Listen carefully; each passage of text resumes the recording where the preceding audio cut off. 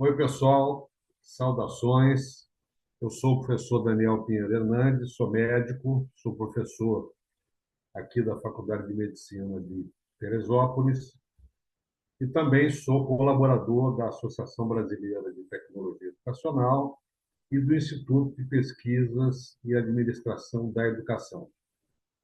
Hoje nós vamos conversar um pouquinho sobre a tecnologia educacional na área da saúde. E vocês estão vendo aí no meu slide de abertura um paciente sendo atendido por um robô. É isso que nós queremos? Será que é isso que vai acontecer? Será que a nossa tecnologia vai permitir que os humanos sejam substituídos por robôs? Todas essas coisas são situações discutidas nos dias de hoje.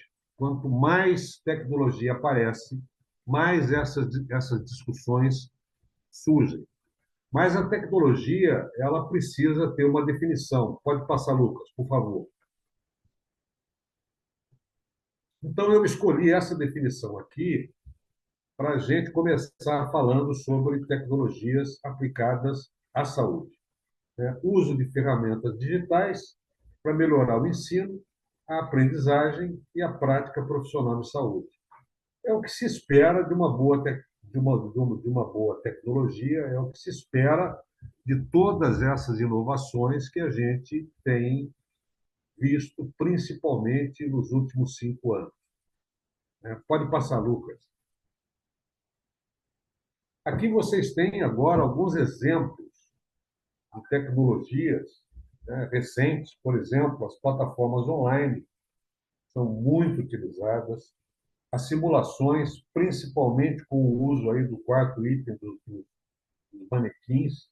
Recentemente, nós temos manequins com materiais simulando a pele humana, com órgãos internos, com a possibilidade da gente fazer punções, da gente fazer injeções, da gente pegar veias, uma série de coisas. Então, isso é uma coisa muito interessante em termos de educação e saúde, né? Nós temos também os jogos educativos, programas específicos, né? Quer dizer, programas que nos orientam em várias questões quando a gente está buscando por algum elemento específico na tecnologia. Existem os atlas online, né? Então, existem atlas de anatomia, atlas de histologia, atlas de microbiologia, atlas de parasitologia. Todos esses elementos hoje estão disponíveis online e com a possibilidade, inclusive, de você, com um toque na tela, mudar a posição da figura, o que fica um negócio extremamente interessante. E nós temos uma enorme quantidade de recursos multimídia que podem ser, logicamente, aplicados na educação e, importante, no treinamento para a atenção à saúde. Pode passar, Lucas? Então, a gente vai ver, como nós falamos no início, quais são os benefícios da tecnologia educacional na saúde. É claro que existem benefícios. Existem uma série de questões que são discutíveis, existe uma série de aspectos que a gente precisa levar em conta, mas nós vamos falar disso mais lá para o fim. Agora nós vamos falar dos benefícios, que é o que nos interessa mais nessa apresentação de hoje. Pode passar, Lucas? Primeiro, nós estamos vendo aí que as tecnologias educacionais aplicadas à saúde melhoram a aprendizagem. Vocês estão vendo aí um garoto com óculos de realidade virtual, mas isso pode ser facilmente posto na figura de um estudante ou de um profissional que está utilizando a realidade virtual, por exemplo, para aprender uma técnica ou para estudar. Então, graças a esses recursos interativos, nós podemos tornar a aprendizagem mais envolvente, mais eficaz. Hoje, isso é fundamental. Quanto mais a gente conseguir fazer o aprendizado ficar envolvente, ficar atraente, ficar eficaz, ficar chamativo, tanto melhor, tanto nós vamos conseguir competir com a tecnologia que os alunos trazem, né? Como, por exemplo, ficar no celular o tempo todo, ficar mandando coisas pelo Instagram o tempo todo, mexendo no WhatsApp a todo momento. Essas coisas precisam, nós temos que competir com isso, né? E o uso dessa tecnologia, ou das tecnologias, é uma coisa que nos ajuda nesse sentido. Pode passar, Lucas? Uma outra questão também é que as tecnologias nos permitem um maior acesso a qualquer informação. Isso é uma coisa importante por duas razões. Qualquer informação é qualquer informação mesmo. Isso é um aspecto importante. Outra coisa é que qualquer informação significa que a gente pode ter acesso a algumas informações incorretas. E a gente precisa levar muita atenção nesse sentido, para a gente não comer uma mosca nesse aspecto aí, né? Então, a gente vai ter maior acesso à informação com o uso dessas plataformas, esses recursos digitais que nós temos hoje, que nos permitem obtenção de dados muito rapidamente e muito facilmente. Mas a gente tem que ter sempre em mente a qualidade dos dados que nós estamos coletando. Pode passar, Lucas. Uma outra questão são os simuladores, né? Vocês vejam nessa figura, esse aluno ele está simulando a intubação de um paciente, quer dizer, ele está usando manequim, um manequim próprio. Esse manequim ele tem inclusive a possibilidade de fazer sons, de reclamar, de gemer, e etc., né? Então, nós temos simuladores e ambientes virtuais que permitem a prática de métodos, de técnicas, de habilidades, e de uma forma segura, né? Sem qualquer tipo de risco, num ambiente seguro, num ambiente controlado, para que quando ele tiver que fazer isso efetivamente, ele esteja numa situação de quase realidade, né? Ou melhor, ele fazendo a simulação, ele está numa situação quase realidade para quando ele tiver que fazer no paciente mesmo, ele tiver ou ele terá facilidade, ele terá como fazer isso aí sem grandes problemas. Obviamente, isso precisa treinamento, não é fazer uma vez. Vai ter que fazer várias vezes e a gente não pode deixar de perceber que existe uma pessoa que não só auxilia o indivíduo que está fazendo essa intubação no caso, como também orienta, né? Então, essas pessoas elas são orientadas à medida que fazem o uso do manequim. Isso é outra questão muito interessante, muito importante. Pode passar, Lucas. Vocês estão vendo aqui uma coisa também muito moderna e muito importante, que é o acompanhamento da prática das habilidades, ou das práticas de uma maneira geral, em tempo real, né? Então, nós temos uma sala do lado de cá, com uma série de manequins, e do lado de lá, nós temos professor ou professores, instrutores, que ficam acompanhando o que está acontecendo nessa sala aqui na frente, né, de modo a fornecer feedback personalizado, quer dizer, o que cada estudante está fazendo, de certo ou de errado, o que deve corrigir, o que deve manter, né? E os professores na sala ao lado vão monitorando o aprendizado ao longo do tempo. Isso é outra forma de fazer com que esse feedback seja instantâneo e o aluno ganha muito com isso, né? E vocês estão vendo aí que existem várias possibilidades, né? Então, tem o manequim completo, tem o manequim do tronco, tem o manequim de um bebê ali na balança, tem uma série de possibilidades que nos possibilitam incrivelmente a aplicação de novas tecnologias no sentido de aprender, e as instituições de ensino de saúde, de uma forma geral, estão investindo pesado nessas técnicas agora, nessas metodologias, que isso é realmente muito importante, isso tem feito a diferença. Pode passar, Lucas.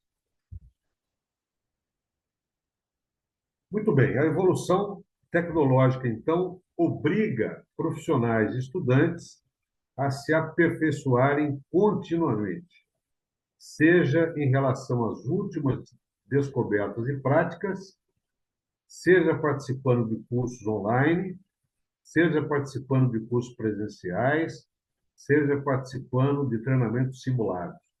Então, é extremamente importante que essa evolução seja acompanhada, que haja um contínuo aperfeiçoamento, porque hoje a tecnologia dura pouquíssimo tempo.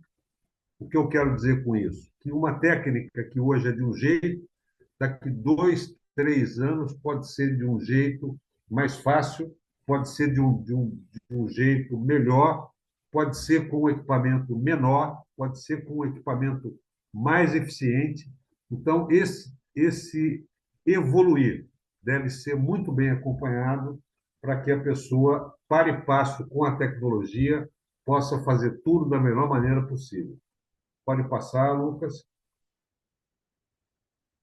Então, é de se pensar que a tecnologia educacional aplicada à saúde, ela pode servir para várias questões, né? Para aperfeiçoamento profissional, para ensino, e nós podemos usar, inclusive, como nessa figura que está aí, as pessoas estão ensinando crianças, mas nós podemos também, através dessas diversas tecnologias, promover a saúde, promover ações preventivas, ensinando o público, né? Por exemplo, utilizando técnicas próprias, por exemplo, em salas de espera, né?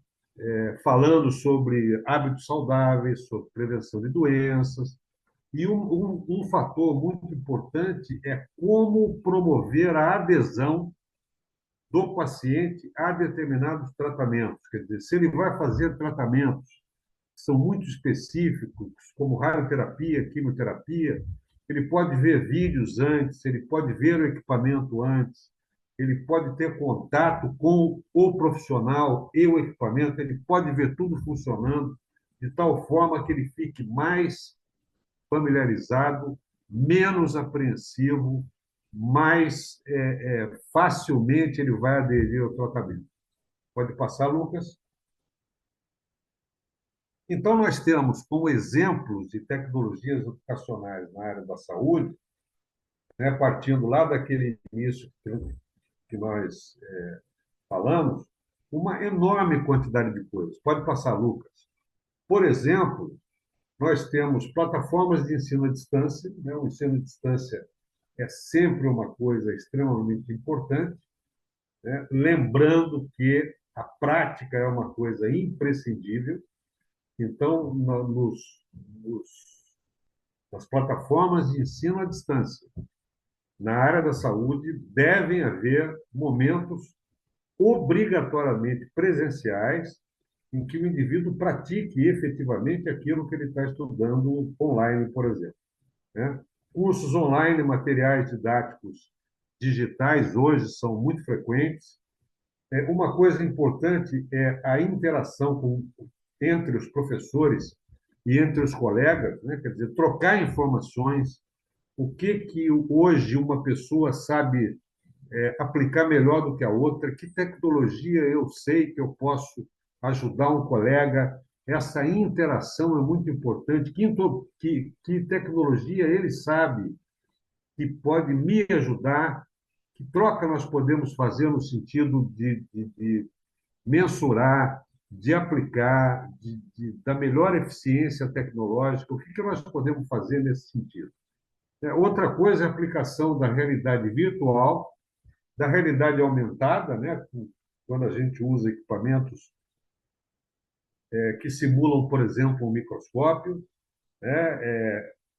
Uma outra questão importante, como exemplo, são os ambientes imersivos, né, onde a gente faz treinamento prático em manequins ou em peças similares, e aí a gente pratica, por exemplo, procedimentos cirúrgicos, exames, coleta de exames, realização de exames e outras habilidades, né? Como por exemplo, a ausculta cardíaca, a ausculta pulmonar, realização de eletrocardiograma, é uma série de coisas assim.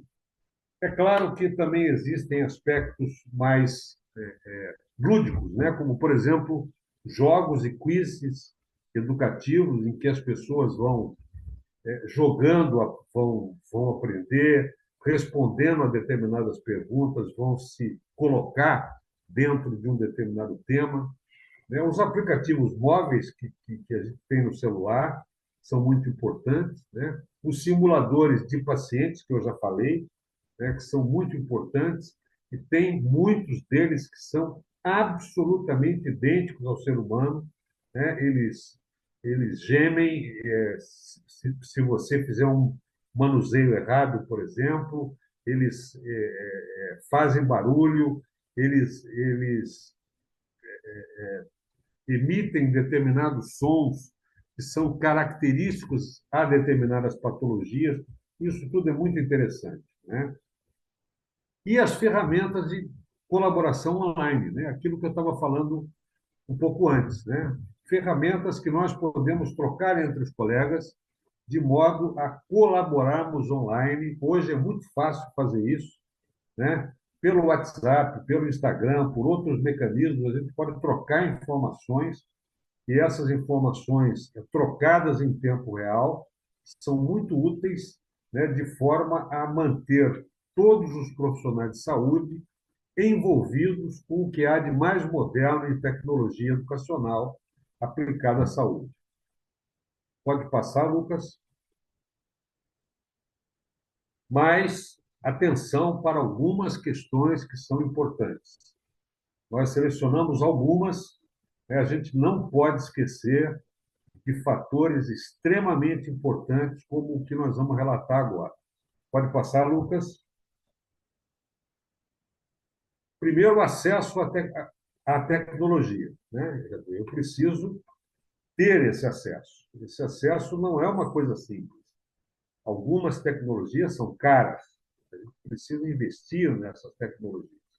Então, o primeiro ponto a ser considerado é que tipo de tecnologia eu vou usar, que tipo de tecnologia eu preciso, ou quais tipos são necessários para o meu curso, para mim, para as habilidades que eu quero desenvolver, e que acesso eu vou ter, como eu vou ter esse acesso, onde eu vou conseguir essa tecnologia.